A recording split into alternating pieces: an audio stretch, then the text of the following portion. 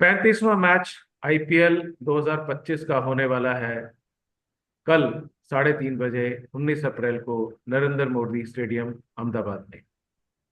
Delhi capital खेलने वाली है गुजरात टाइटन से। दिल्ली कैपिटल इस समय पॉइंट टेबल में नंबर 1 है।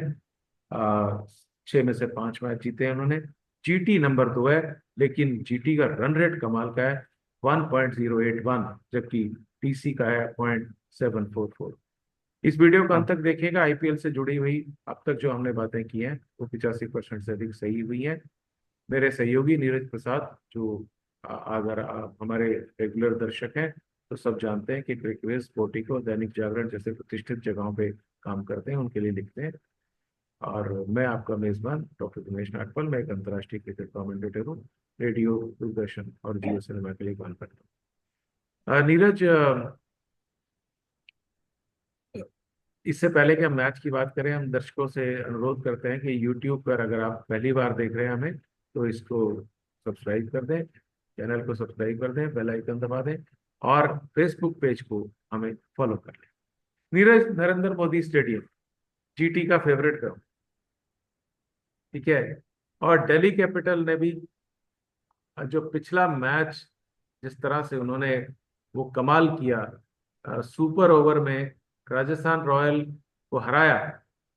चाहे राजस्थान रॉयल की किसी तरह से भी कोई भी, I think tactical, lot of tactical mistakes were there, उनको सुपर ओवर में कम से कम, निश्चित तौर से, जहां तक का सवाल है कि रेयान पराग और उसको नहीं भेजना चाहिए था। एनीवे, जो उन्होंने किया किया। अ, अब वो इतिहास हो चुका है, लेकिन सुपर ओवर में जीतने के बाद में जहां तक कि डीसी का सवाल है, तो डीसी के उनका तो मनोबल हौसले बहुत ऊंचा होगा। बहुत ऊंचा हो गया, हम्म। ठीक है। तो और जीटी ने पिछला मैच लखनऊ जायंट्स से हारा, जबकि वो बहुत ज्यादा टोटल नहीं था। और 188 का टोटल था। लखनऊ सुपर जायंट्स 6 विकेट से जीत गया। जीटी 180 रन ही बना पाई 6 विकेट पे, जबकि उनको बनाने थे, सॉरी, 180 रन बना पाए। और 186 पे 4, 19.3 ओवर में बहुत सहजता से एलएसजी ने बनाया। तो अब दो जो टीमें हैं, दोनों का it's a contrast kind of a thing. तो क्या लगता है आपको कि अहमदाबाद की पिच है, टॉस पहले जीतने का कोई फर्क पड़ेगा? नहीं, देखिए उतना फर्क नहीं, क्योंकि ड्यू नहीं है। बट जब ड्यू नहीं होती तो हम्म। हमेशा होता है कि when you set a target then the team crashes. अगर आप हम्म। देखिए, दिल्ली भी हारी थी 3 रन आउट क्योंकि टारगेट था। ठीक है। अभी भी जो दिल्ली जीती है क्योंकि उसने टारगेट दिया था। और राजस्थान रॉयल उसको करने में क्रैश कर गए। सो मेरा है कि जब ड्यू का फैक्टर नहीं होता। और रन क्या है, बेसिकली क्या है, मुझे जो लगता है कि जो हम लोगों ने जीटी के बारे में बात की है, कि जो उनके जो मिडल ऑर्डर आते हैं, रुदरफोर्ड आते हैं, जो कि क्या कुलदीप यादव, विपराज, या हमारे कप्तान अक्षर पटेल को, अक्षर पटेल। स्पिन को क्या उतनी अच्छी तरह खेल सकते हैं।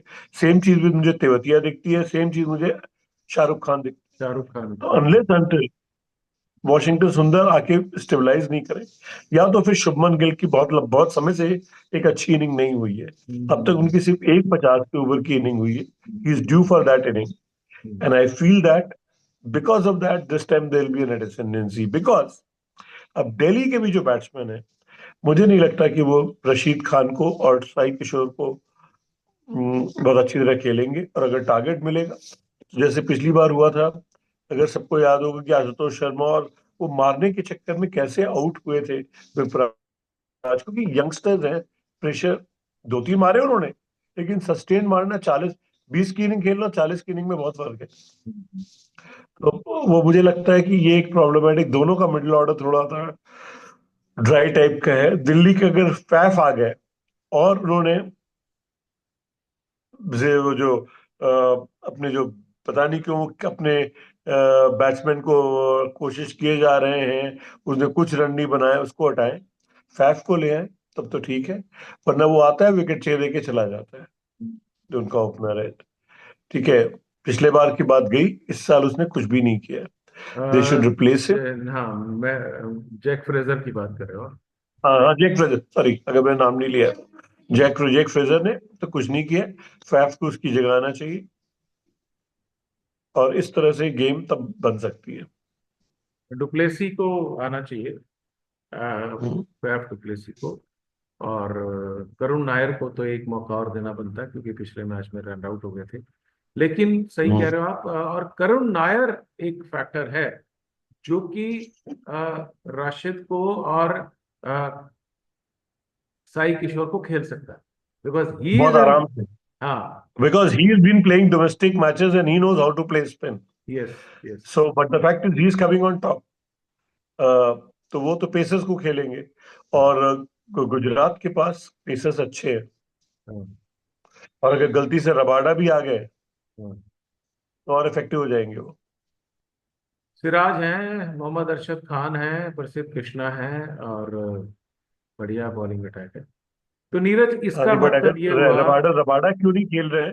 मेरे ख्याल से अब उनका काफी पर्सनल इश्यूज थे, वो खत्म हो गए होंगे। मेरे ख्याल से अब आ जाना चाहिए उनको।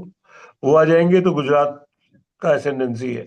अदरवाइज दोनों टीम बराबर है। नीरज, फिर भी जो टीमों की जो स्थिति है, जो आकलन है, उसको देख के लगता है कि अगर पहले बैटिंग करने वाली, जो टॉस कोई भी जीते, कैप्टन पहले बैटिंग करेगा। पहले हम्म। बैटिंग करने वाली ने अगर 200 रन बना दिए तो चेज नहीं, हाँ, चेज नहीं होगा। है ना। तो बिल्कुल। जीटी की अगर हम बात करते हैं तो जीटी की 11 होगी: Sai Sudarshan, Shubman Gill, Jos Buttler, Washington Sundar, Rutherford. Replace player हैं शाहरुख खान, राहुल तेवतिया, राशिद खान, प्रसिद्ध कृष्णा इम्पैक्ट प्लेयर, मोहम्मद अरशद खान, साई किशोर, मोहम्मद सिराज।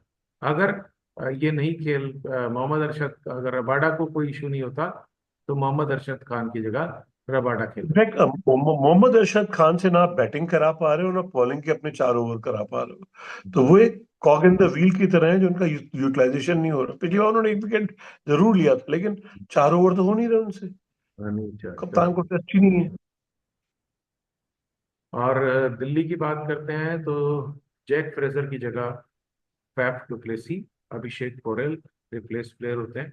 करुण नायर पिछली बार रन आउट हो गया था, पर शानदार फॉर्म में है, form of a lifetime. KL Rahul, Tristan Stubbs, Akshar Patel, Ashutosh Sharma, Mukesh Kumar impact player, Vipraj Nigam, Mitchell Starc, Kuldeep Yadav, Mohit Sharma. तो ये 11 लेकर, और सॉरी 12 लेकर उतरेगी। जहां तक कि जीटी का सवाल है, मैच बहुत जबरदस्त होगा। पहले बैटिंग करने वाले को निश्चित तौर से फायदा होगा। इन सब बातों के साथ मैं और नीरज आपसे लेते हैं विदा। धन्यवाद।